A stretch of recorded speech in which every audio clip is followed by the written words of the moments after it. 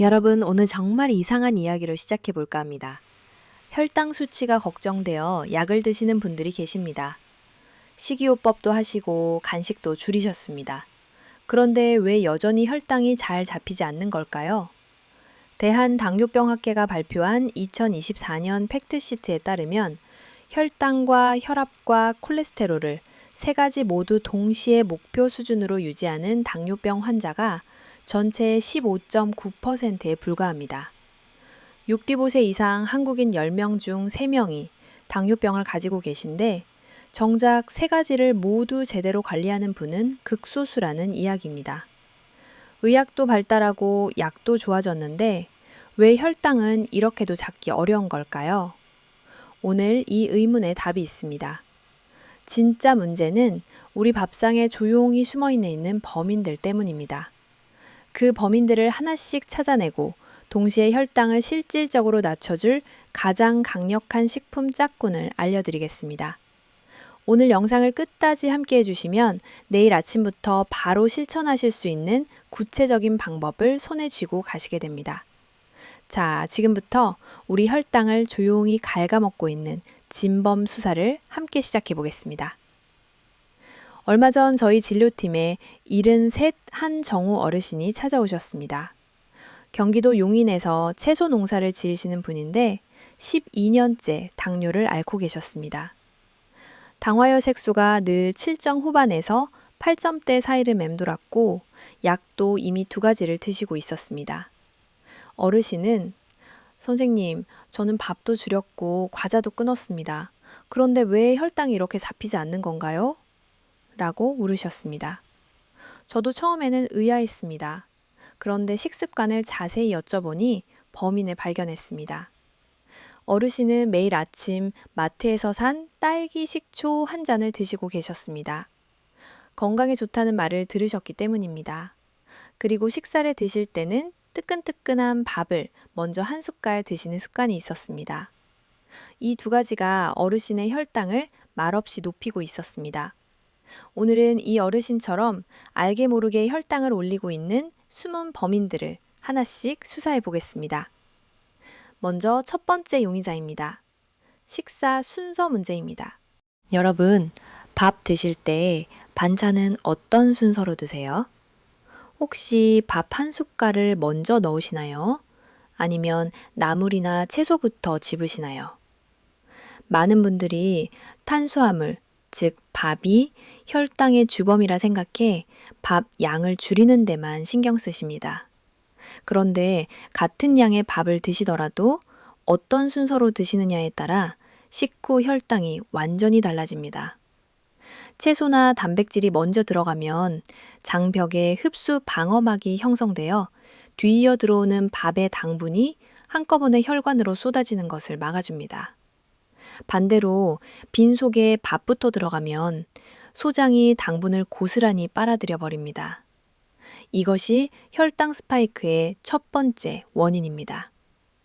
혈당 스파이크란 식사 후 혈당이 급상승했다가 뚝 떨어지는 현상인데 이 과정이 반복될수록 우리 혈관 내벽에 보이지 않는 상처가 켜켜이 쌓이고 인슐린을 만드는 췌장도 점점 지쳐갑니다. 따라서 가장 먼저 잡아야 할 용의자는 밥의 양이 아니라 밥의 순서입니다. 채소 한두 젓가락 먼저, 그 다음 두부나 생선 같은 단백질, 밥은 맨 마지막에 드시는 습관 하나만으로도 우리 식후 혈당 상승을 눈에 띄게 완만하게 만들 수 있습니다. 이것이 한정우 어르신께 처음 드린 조언이었습니다. 두 번째 용의자입니다. 이 용의자는 정말 교묘합니다. 건강에 좋다는 소문이 자자해서 오히려 아무도 의심하지 않는 식품입니다. 바로 과일 식초입니다. 식초가 오히려 혈당에 좋은 거 아닌가요? 라고 생각하시는 분들 많으시죠? 맞습니다. 식초의 핵심 성분인 아세트산은 실제로 혈당 조절에 탁월한 효과를 가지고 있습니다. 아세트산은 전분 같은 복합 탄수화물이 소화되는 속도를 늦추어 식후 혈당이 급상승하는 것을 막아줍니다. 더 나아가 아세트산이 대사되는 과정에서 생성되는 신호물질이 간에서 포도당을 새로 만들어내는 당신 과정에 관여하는 효소를 억제한다는 기전이 주목받고 있습니다. 당신생이 과도할수록 아침 공복 혈당이 높아지는데 식초가 이것을 억제해 줄 수 있다는 것입니다. 그런데 여기서 중요한 함정이 두 가지 있습니다. 첫 번째 함정. 딸기 식초나 블루베리 식초 같은 예쁜 과일 식초들을 보셨죠?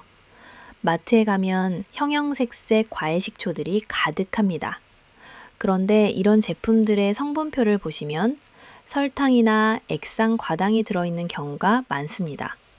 쓴맛을 줄이고 맛을 좋게 하기 위해서입니다. 이것을 건강 음료처럼 챙겨 드시다가는 오히려 당분을 추가로 섭취하게 됩니다.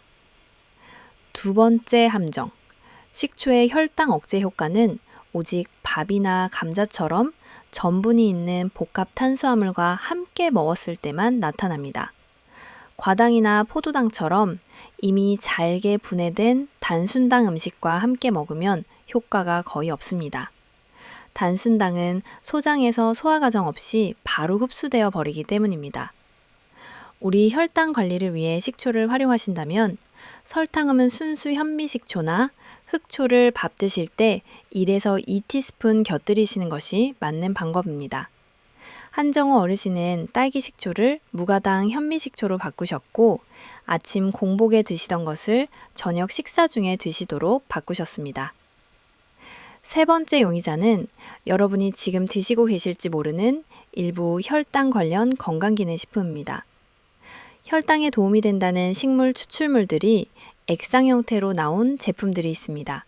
그런데 이 제품들 중에 올리고당이나 액상 과당이 첨가된 것들이 있습니다. 맛을 좋게 하거나 보존을 위해서 넣는 것인데요. 혈당 고조제를 생겨 먹고 있으니 괜찮겠지 하고 생각하시면서 드시는 것은 무조건 권장하지 않습니다. 어르신들 몸 상태에 따라서 이 효소는 끈적하게 엉긴 혈액을 맑고 흐름 좋게 만들어 인슐린이 손발끝, 모세혈관까지 빠르게 배달되도록 돕습니다. 둘째, 대두 이소플라본입니다. 인슐린이 세포 문을 여는 열쇠라면 이소플라본은 뻑뻑해진 자물쇠에 윤활유를 쳐주는 역할을 합니다. 셋째, 감마 폴리글루탐산입니다. 나토의 끈적한 실을 만드는 이 성분의 함량이 높은 나토를 먹은 그룹은 낮은 나토를 먹은 그룹보다 식후 45분 이내에 혈당과 인슐린 반응이 통계적으로 유의하게 낮아졌습니다. 일본 농업식품연구소의 무작위 교차 임상시험 결과입니다. 그러니까 나토를 드실 때는 끈적한 실이 많은 것일수록 잘 섞어서 실이 풍성하게 살아있는 것일수록 혈당 억제 효과가 더 강하다는 의미이기도 합니다. 실이 사라질 정도로 열을 가하거나 오래 방치하면 이 귀한 성분도 줄어들게 됩니다. 여기에 더해 나토의 풍부한 식이섬유가 장 속에서 젤처럼 변해 당분 흡수를 전반적으로 늦추어 줍니다. 나토는 혼자 드실 때보다 특정 재료와 함께 드시면 우리 몸에서 효과가 배가 됩니다. 지금부터 가장 강력한 나토 짝꿍 5가지를 알려드리겠습니다. 첫 번째 짝꿍은 무즙입니다. 무즙의 아밀라아제 효소는 전분이 포도당으로 빠르게 분해되는 것을 늦추어 줍니다. 이 효소는 열에 약하고 시간이 지나면 날아가므로 드시기 직전에 강판에 바로 갈아서 드셔야 합니다. 무의 이소티오시아네이트 성분은 내장 지방을 줄여주어 인슐린 저항성을 낮추는 데 도움을 줍니다. 나토 한 팩에 무즙 서너 스푼을 얹고 간장을 아주 살짝만 뿌려 드셔보세요. 무즙의 알싸한 향이 나토 특유의 냄새를 중화시켜 처음 드시는 분들도 훨씬 편안하게 드실 수 있습니다. 두 번째 짝꿍은 아보카도입니다. 아보카도의 올레산이 세포막의 유연성을 높여 인슐린 신호 전달을 원활하게 합니다. 대한당뇨병학회 2024년 보고에 따르면 65세 이상 당뇨병 환자의 3명 중 7명이 혈압도 함께 높습니다. 아보카도의 칼륨이 나트륨을 소변으로 배출시켜주기 때문에 나토 아보카도 조합은 혈당과 혈압을 동시에 관리하고 싶은 분들에게 특히 적합합니다. 잘 익은 아보카도를 깍둑 썰어 나토와 섞고 생와사비, 간장을 살짝 뿌려 드셔보세요. 세 번째 짝꿍은 순수 식초입니다. 설탕이 전혀 없는 현미식초나 흑초를 나토 한 팩에 한 티스푼 넣고 섞으시면 됩니다. 식사 중 탄수화물 소화를 늦추고 공복 상태의 당신, 생도 억제하는 이중작용을 합니다. 식초를 넣고 저으면 나토의 끈적한 실이 하얗고 부드럽게 변해 먹기도 훨씬 편안해집니다. 처음에는 반 티스푼부터 시작하세요. 미가 약하신 분들은 식사 중간에 함께 드시기 바랍니다. 네 번째 짝꿍은 생강입니다. 생강의 진저롤 성분이 근육세포의 인슐린 수용체를 활성화시켜 혈중 당분이 근육으로 흡수되어 에너지로 타도록 돕습니다. 생강의 강력한 항염증 효과는 만성염증으로 높아진 인슐린 저항성을 낮춰줍니다. 신성한 생강을 강판에 바로 갈아 반 티스푼을 나토에 얹어 드세요. 생강의 알싸한 향이 나토 냄새를 상당 부분 잡아주어 나토를 처음 접하시는 분들에게도 비교적 먹기 편한 조합입니다.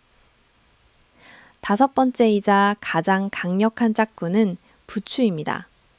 부추의 알리신이 나토의 비타민 B1과 만나면 알리티, 아민이라는 물질로 변합니다.